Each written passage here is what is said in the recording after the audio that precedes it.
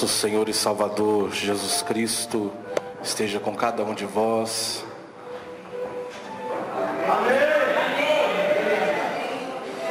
Irmão Novi, parece que você ainda está com um pouquinho de sono.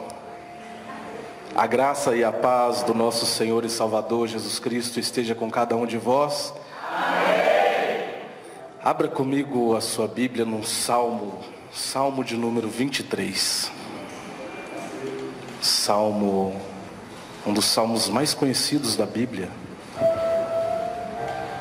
Essa noite, enquanto eu estava trabalhando, Deus falava muito forte no meu coração através desse salmo. O Espírito Santo colocou essa palavra no meu coração. Eu queria que você olhasse para o seu irmão e dissesse assim para ele: não importa o vale. Não, irmão, ele não ouviu, irmão. Parece que é você que está no vale. Fala assim para ele: não importa o vale. O que importa é que no final dele você encontrará pastagem. Aleluia. Salmo de número 23. O Senhor é o meu pastor e nada me faltará. Deitar-me faz em verdes pastos. Repita comigo: deitar-me faz em verdes pastos. Mais uma vez: deitar. Guia-me mansamente às águas tranquilas e refrigera a minha alma. Guia-me pelas veredas da justiça, por amor do seu nome. Ainda que eu andasse pelo vale da sombra da morte. Repita comigo: ainda que eu andasse pelo vale da sombra da morte. Ainda que eu andasse pelo vale da sombra da morte. Mais uma vez. Ainda que eu andasse pelo vale da sombra da morte. Eu não temeria mal algum, porque tu estás comigo. A tua vara e o teu cajado me consolam. Preparas uma mesa perante mim, na presença dos meus inimigos. Unge a minha cabeça com óleo, e o meu cálice transborda. Certamente que a bondade e a misericórdia do Senhor me seguirão todos os dias da minha vida, e habitarei na casa do Senhor por longos dias. Os salmos, eles são cânticos. Salmos são louvores, são músicas. O livro de Salmo, ele compõe o inário do povo de Israel. Toda vez que o povo de Israel, ele quer louvar, ele quer adorar a Deus, eles abrem o livro dos Salmos, eles começam a salmodiar o seu Criador. A palavra salmo, ela vem de uma palavra grega que chama psalmos, e de duas palavras hebraicas, que é mismor e terlim. Psalmos significa música, mismor, musical, e terlim, louvores. É composto de 150 salmos. Esse livro não são capítulos, são salmos. 73 desses salmos foram escritos por Davi, 12 foram escritos por Asaf, 9 pelos filhos de Coré, 2 por Salomão, 1 por Emã, 1 por Etã, 1 por Moisés, e 51 desses salmos são salmos anônimos, a qual não se sabe o seu escritor, não se sabe o nome do seu compositor. E o Salmo 23, ele foi o primeiro salmo escrito por Davi. Quando você lê o Salmo de número 23, se você analisar ele como música, não estou falando para você analisar ele como texto bíblico, mas se você analisar o Salmo 23 como música, ele é um salmo pobre. Ele é uma música pobre. Nós temos vários músicos, vários cantores, vários instrumentistas aqui dentro da igreja, e você vê, analisando ele como música, você não encontra rimas, você não encontra refrão. Então ele, como música, ele é uma música pobre. Mas por que esse salmo é tão conhecido assim, a ponto de ser, juntamente com o Salmo 91 e com alguns outros textos, os textos mais conhecidos da Bíblia Sagrada? Pergunta para mim por quê? Não, irmão, eu não ouvi. Pergunta para mim por quê? Porque esse salmo, ele foi escrito por uma criança. Ele foi o primeiro salmo de Davi. E quando Davi escreveu esse salmo, ele tinha 13 anos de idade. E ele pastoreava as ovelhas do seu pai. Ele escreveu esse salmo por volta do ano 1056 antes de Cristo, enquanto ele estava no pasto. E o que uma criança de 14 anos tem, de 13, 14 anos tem para dar para Deus? O que ela entende de refrão? O que ela entende de música, de cifra? Davi começa a tocar sua harpa ali no meio do pasto e começa a escrever essa canção. E ele entrega para Deus tudo o que ele tinha. Porque a única coisa que Davi conhecia era ovelha e pastor. Era pastor e ovelha, porque ele pastoreava as ovelhas de seu pai. Então ele começa a escrever esse salmo, ele começa a entregar para Deus tudo o que ele tinha e tudo o que ele conhecia. Ele começa a tanger a sua harpa. E quando ele começa a tanger a sua harpa, ele começa a olhar para ele como pastor cuidando da ovelha. Ele começa a olhar para ele como pastor dando comida para a ovelha. Ele começa a olhar para ele como pastor dando água para a ovelha. Ele começa a olhar para ele como pastor cuidando das ovelhas quando elas se machucam. E ele começa a dizer assim: o Senhor é o meu pastor. Ele coloca Deus na condição de pastor e se coloca na condição de ovelha. E quando ele começa a escrever esse salmo, ele parece um tanto egoísta, porque Davi tinha família, Davi tinha irmãos, e ele poderia muito bem escrever assim: o Senhor é o nosso pastor e nada nos faltará. Mas ele escreve: o Senhor é o meu pastor. Esse é o meu, é como se fosse ele dizendo que Deus era pastor só dele. Mas e os irmãos de Davi? E o pai de Davi? A mãe?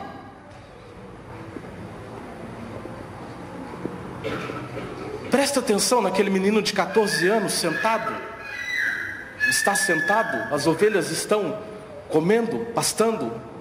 Dá licença, pastor. Ele está sentado, tangendo a sua harpa.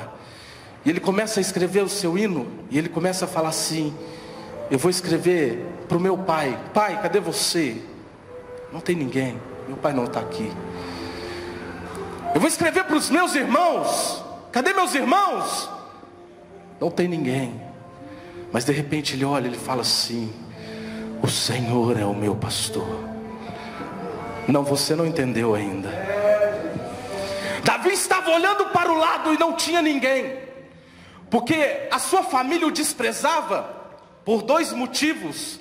Alguns teólogos dizem que a mãe de Davi era prostituta. Não existe prova concreta acerca disso, mas é uma especulação. Outros dizem que ele era filho de um adultério. Não existe prova concreta disso, mas também é uma especulação. Mas o certo é que Davi era ruivo, e ser ruivo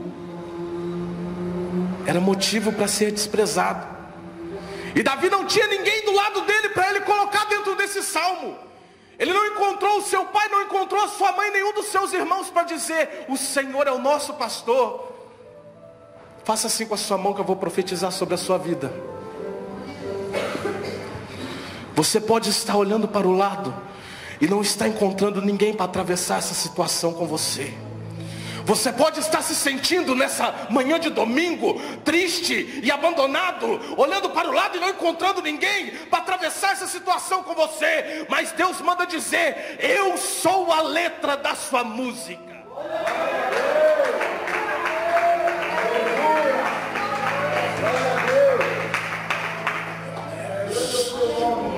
Você não entendeu ainda. Você não entendeu ainda.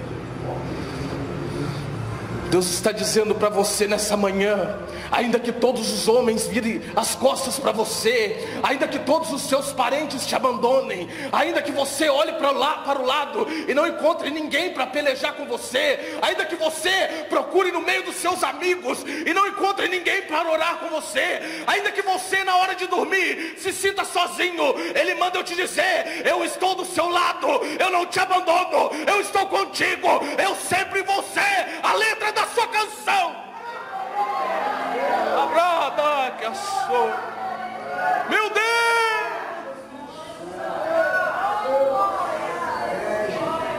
Oh, aleluia, bendito é o teu nome, meu Deus. Essa era a situação que Davi se encontrava. O menino de 14 anos abandonado, esquecido pela família. Ele chegava em casa e pegava o resto que tinha na panela, vamos dizer assim, para se alimentar. Estava isolado, mas Deus estava com ele todos os dias. Ei, querido, deixa eu profetizar na sua vida: ainda não é o fim.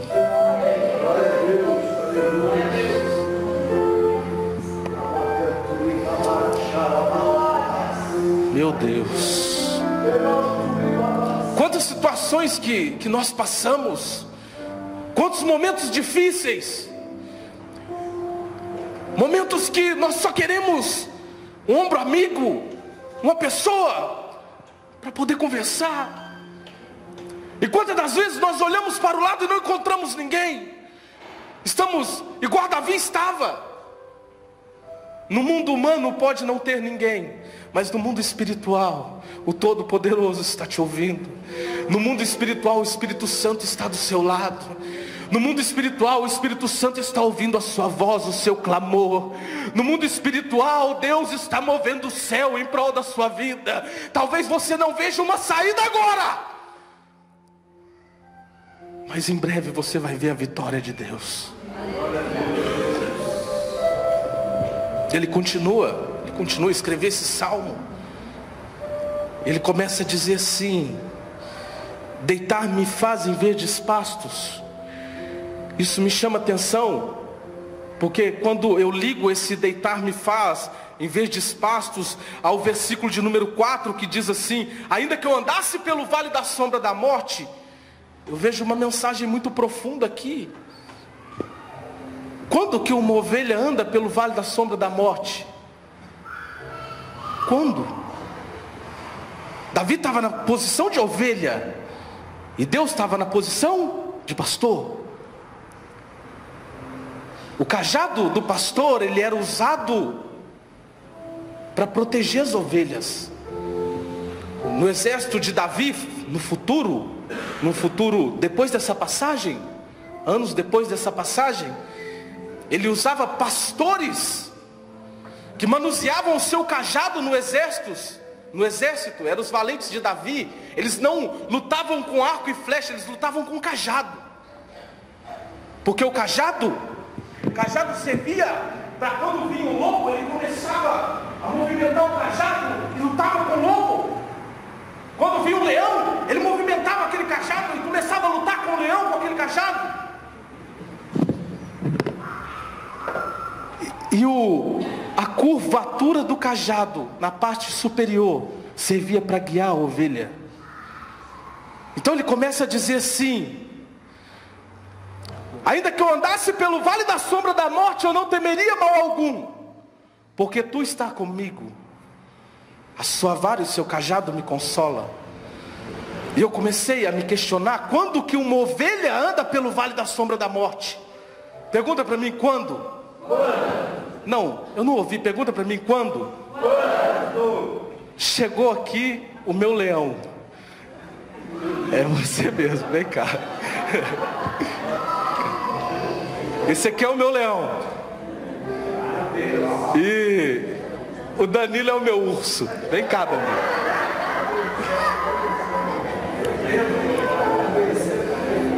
O leão e o urso. Eu sou ovelha. Rodrigo Ventura, vem cá. Você sabe que eu gosto de você.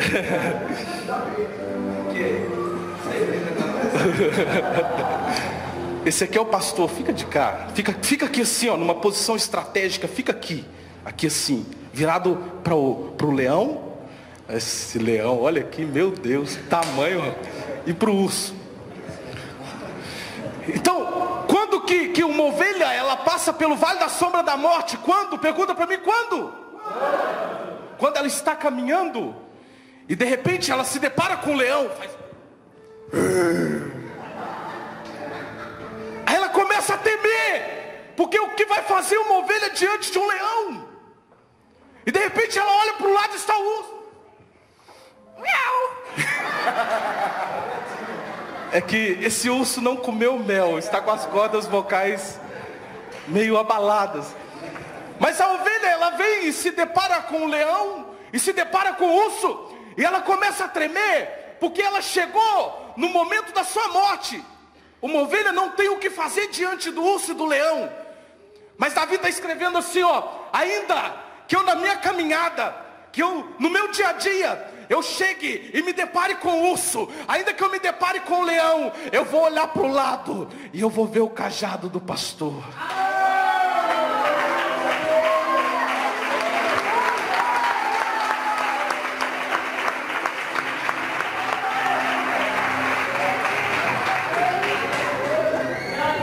Não, você não entendeu ainda. Você não entendeu ainda. Faz assim que eu vou profetizar na sua vida. Ainda que o leão se prostre na sua frente rugindo, ainda que o urso mostre as garras deles para você, ei, Deus manda eu te dizer: você não vai perecer, você não vai morrer, porque nesse vale você não vai morrer.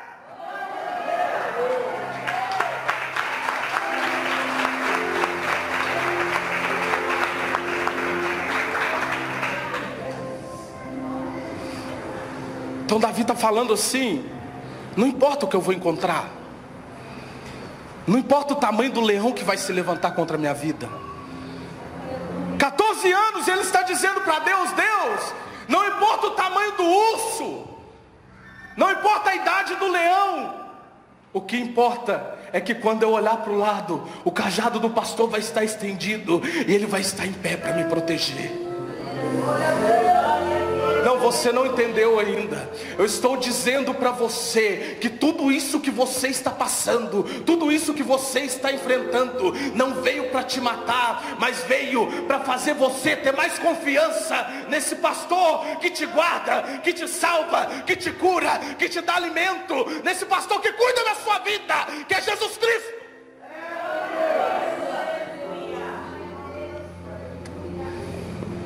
Só que tem um segredo.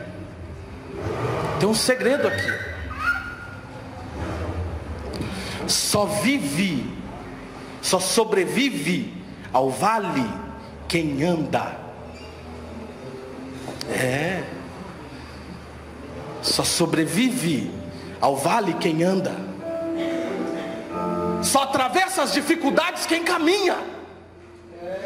Presta atenção no que ele diz no verso 4. Ele fala assim, ó: ainda que eu andasse pelo vale. Versículo 2 ele fala assim: deitar-me faz em verdes. Sabe qual que é o problema? Sabe por que muitas das vezes nós perdemos as nossas batalhas? Porque nós deitamos no lugar errado. Nós nos deitamos no vale. E vale não foi feito para se deitar, vale foi feito para se caminhar.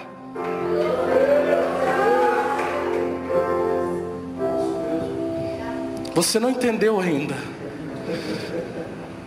Eu vou te explicar de novo.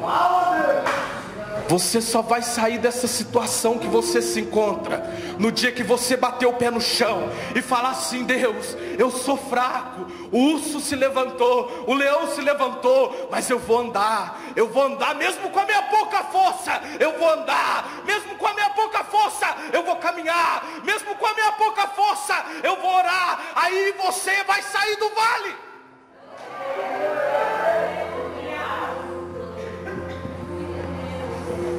Pergunta para mim: pastor,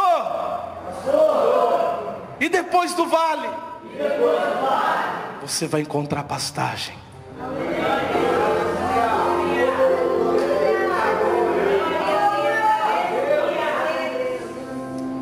Depois do vale tem um pasto verdejante para a tua vida. Depois dessa dificuldade vai vir a bonança. Depois dessa luta vai vir a vitória. Depois dessa afronta vai vir a honra. Não se preocupe, apenas ande no vale, apenas caminhe, não se proste, arranje forças, caminhe, porque depois da dificuldade vem a bonança, depois da tempestade vem a calmaria. Sabe o que Deus tem para você nessa manhã? Deus manda eu te dizer: ainda não é o fim. Está chegando o pasto, está chegando a vitória, está chegando a hora de cantar, de se alegrar, de se jubilar na presença de Deus.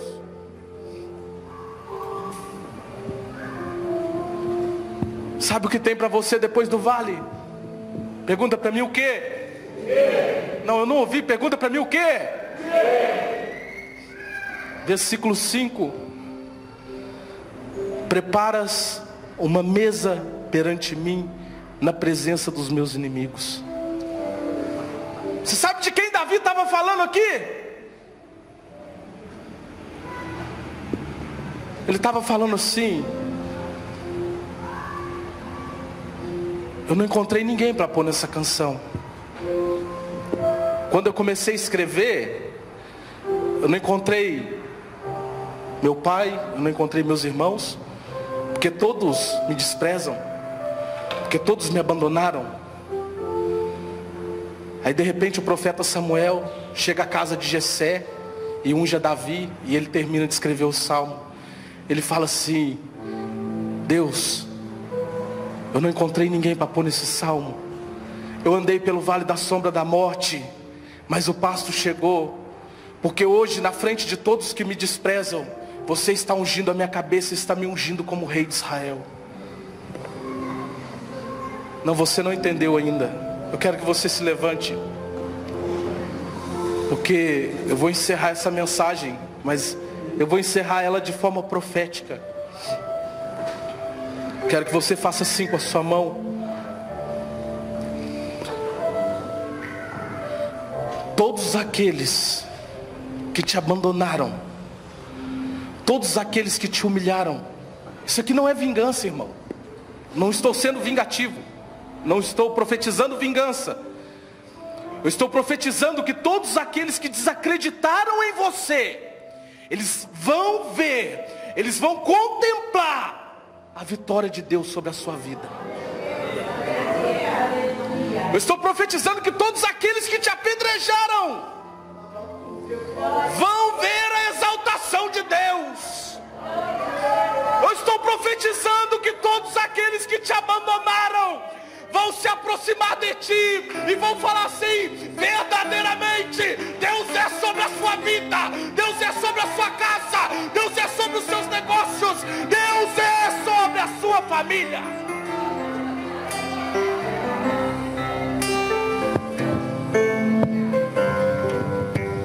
Eu quero que você, eu vou falar assim, ó. Vamos fazer um ato profético. Eu vou contar até 3. Vou falar 1, 2, 3. Eu vou gritar assim: andando no vale. E você vai gritar assim: para chegar no pasto. Amém? Amém. Não, eu não ouvi. Amém? Amém. Você vai estar profetizando o final dessa prova na sua vida. 1. Está chegando a vitória de Deus sobre a sua casa. 2.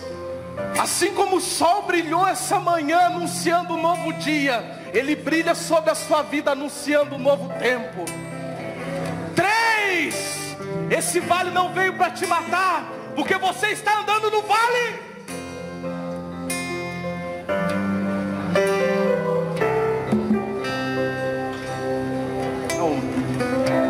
Só a irmã Adriana do IC que recebeu a bênção aqui. Meu Deus. Eu vou gritar de novo. Você está andando no vale e você vai gritar assim para chegar ao pasto.